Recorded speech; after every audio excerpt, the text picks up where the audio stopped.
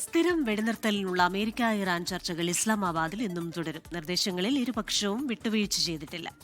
ഇറാനെതിരായ സൈനിക നടപടി തുടരും എന്ന് ഇസ്രായേൽ ഇതിനിടെ വ്യക്തമാക്കുന്നുണ്ട്. ഹോർമുസ് കടലിടുക്ക് തുറക്കാതെ ചർച്ചയിൽ കാര്യമായ പുരോഗതി ഉണ്ടാകാൻ ബുദ്ധിമുട്ടെന്ന് അമേരിക്ക. ഇറാനുമായി ധാരണയിലെത്താൻ കഴിഞ്ഞില്ലെങ്കിലും അമേരിക്ക വിജയിക്കുമെന്ന് ഡൊണാൾഡ് ട്രംപ് വ്യക്തമാക്കി.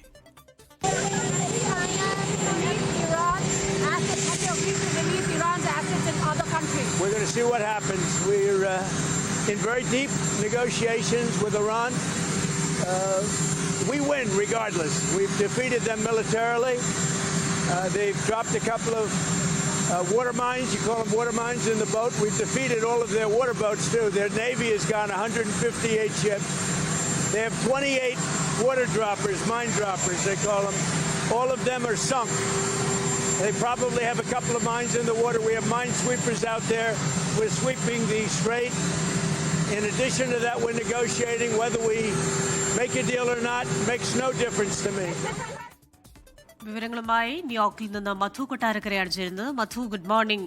ചരിത്ര സ്മാരകം ടൈംസ് സ്ക്വയറിൽ നിന്നാണ് മധു റിപ്പോർട്ട് ചെയ്യുന്നത് മനസ്സിലാക്കുന്നു. ഒരു വശത്ത് ഡൊണാൾഡ് ട്രംപ് പറയുന്നു കരാർ ഉണ്ടായാലും ഇല്ലെങ്കിലും ചർച്ച നന്നായി പോയാലും ഇല്ലെങ്കിലും ഒന്നും തനിക്കൊന്നുമില്ല, എന്തായാലും അമേരിക്കയ്ക്കാണ് വിജയമെന്ന് പറയുന്നു. മറുവശത്ത് ബെഞ്ചമിൻ നെതന്യാഹു ആക്രമണം തുടരുമെന്ന് വ്യക്തമായി വീഡിയോ സന്ദേശത്തിലൂടെ പറയുന്നു.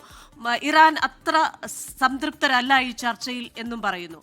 ഗാലിബാഹും JD വാൻസും കൈ കൊടുത്തു എന്നതൊഴിച്ചാൽ ഈ ചർച്ചയിൽ എന്തൊക്കെ പ്രതീക്ഷിക്കാം നമുക്ക്? Good morning doctor Unmesh, Christina. ഡോക്ടറിന്റെ കണ്ണുകൾ മുഴുവൻ ഇസ്ലാമാബാദിലെ സെറീന ഹോട്ടലിലേക്കാണ്. ഏതാണ്ട് തുടർച്ചയായ 15 മണിക്കൂർ നീണ്ട മാരത്തോൺ ചർച്ചകൾ, 5 റൗണ്ട് ചർച്ചകൾ ഇതിനോടകം പൂർത്തീകരിച്ചായിട്ടുള്ള റിപ്പോർട്ടുകൾ വരുന്നു. അതോടൊപ്പം തന്നെ ഒരു വശത്ത് സാങ്കേതിക വിദഗ്ധരുടെ ചർച്ചകൾ നടക്കുന്നതായിട്ടുള്ള റിപ്പോർട്ടുകളും വരുന്നുണ്ട്. വൈറ്റ് ഹൗസ് ഇതിനോട് പ്രതികരിച്ചത് ചർച്ചകൾ വളരെ പോസിറ്റീവാണ്, പക്ഷേ ചർച്ചകൾ ഉടക്കി നിൽക്കുന്നത് ഹോർമോസ് കടലിടുക്കിലാണ്.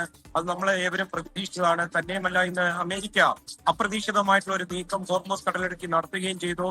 ഡൊണാൾഡ് ട്രംപ് പറയുന്നത് അവിടുത്തെ സമുദ്ര ബോംബുകൾ നീക്കം ചെയ്യുവാനായിട്ടുള്ള 2 കപ്പലുകൾ, 2 ഡിസ്ട്രോയർ കപ്പലുകൾ അവിടെ വന്നു. 28 മൈൻ നിക്ഷേപിക്കുന്ന കപ്പലുകൾ നശിപ്പിച്ചു എന്നൊക്കെ ട്രംപ് അവകാശപ്പെടുന്നുണ്ട്.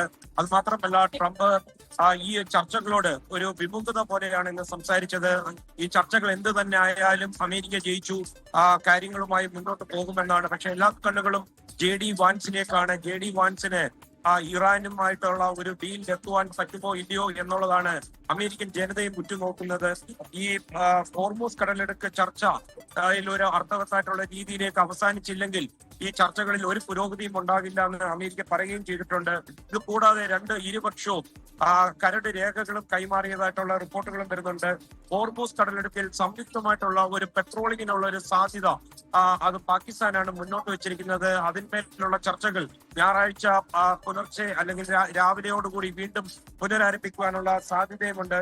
അതേസമയം ഈ ചർച്ചകൾ നടക്കുമ്പോൾ തന്നെ ലെബനനുമായിട്ട് ഉള്ള ഒരു കാര്യത്തിൽ അത് നെതന്യാഹു ഒട്ടും അയാത്തതും ഈ ചർച്ചകളിലെ ഒരു വലിയൊരു വഴിമുടക്കിയായിട്ട് നിൽക്കുകയാണ്. തന്നെയുമല്ല, അമേരിക്ക വിട്ടുകൊടുക്കാമെന്ന് പറഞ്ഞ മരവിപ്പിച്ച ആസ്തികളുടെ കാര്യത്തിലും പരിമിതമായിട്ടുള്ള തീരുമാനങ്ങൾ മാത്രമേ വന്നിട്ടുള്ളൂ എന്നാണ് അറിയാൻ സാധിച്ചത്. ഏറ്റവും ഒടുവിൽ ലഭിക്കുന്ന CNN പുറത്തുവിട്ട ഒരു ഇന്റലിജൻസ് റിപ്പോർട്ട് ചൈന വലിയ തോതിൽ ഇറാനെ സഹായിക്കുന്നു, അവർക്കുള്ള ആയുധങ്ങൾ, ഷോൾഡർ മിസൈലുകൾ, അങ്ങനെയുള്ള പലതും ഇറാൻ എത്തിച്ചു കൊടുത്തതായിട്ടുള്ള റിപ്പോർട്ട് CNN പുറത്തുവിട്ടു. ഇതിനോട് വളരെ രൂക്ഷമായ ഭാഷയിലാണ് ഡൊണാൾഡ് ട്രംപ് പ്രതികരിച്ചിരിക്കുന്നത്. ചൈന ഇത്തരം കാര്യങ്ങളിൽ ഇടപെടരുത്, അതിൽ നിന്ന് മാറി നിൽക്കണമെന്നാണ് ട്രംപ് പറയുന്നത്. ഇത് മാത്രമല്ല, ആയുധങ്ങൾ ഉണ്ടാക്കുവാനുള്ള കെമിക്കൽസും മറ്റുള്ള കാര്യങ്ങളും ടെഹ്റാന് വിൽക്കുവാനുള്ള അനുമതി ചൈന ചില കമ്പനികൾക്ക് കൊടുത്തതായിട്ടുള്ള റിപ്പോർട്ടുകളും വരുന്നുണ്ട്. അതേസമയം ഖത്തറിന്റെ ഒരു പ്രസ്താവന വന്നിട്ടുണ്ട്. നാളെ മുതൽ ഹോർമൂസ് കടലിടുക്കിൽ കൂടെ കപ്പലുകൾ സഞ്ചരിക്കും. രാവിലെ 6 മണി മുതൽ വൈകിട്ട് 6 മണി വരെ ആയിരിക്കും കപ്പലുകൾക്ക് സഞ്ചരിക്കുവാനുള്ള അനുവാദം എന്നാണ് ഖത്തർ പറയുന്നത്.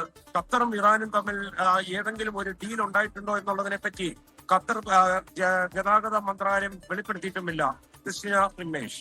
മധു, അങ്ങനെയെങ്കിൽ ഈ സമാധാന ചർച്ചകൾ നടക്കുന്നുണ്ടെങ്കിലും അതിന്റെ ഒടുവിൽ കാര്യമായ ഒരു പുരോഗതിയും ഇല്ലാതെ ഇത് അവസാനിക്കാനാണോ സാധ്യത മധു?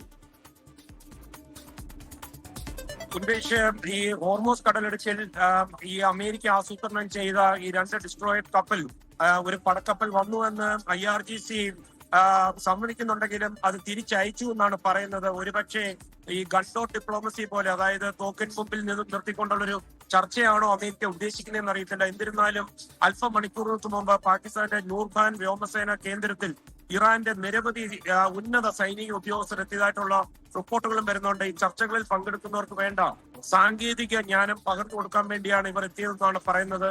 മറുവശത്ത് പാകിസ്ഥാന്റെ പോർ വിമാനങ്ങൾ സൗദിയിലെത്തിയതായിട്ടും പറയുന്നുണ്ട്. അതുകൊണ്ട് എന്താണ് ശരിക്കും സംഭവിക്കുന്നതെന്ന് പറഞ്ഞു കഴിഞ്ഞാൽ ആർക്കും അറിയാൻ പറ്റാത്തൊരവസ്ഥയിലാണ് പോകുന്നത്. ഉന്മേഷ്. ശരി, അമേരിക്കയിലെ ന്യൂയോർക്കിലെ ടൈംസ് സ്ക്വയറിൽ നിന്ന് മധു കൊട്ടാരക്കരയാണ് വിശദാംശങ്ങളുമായി ചേർന്നത്.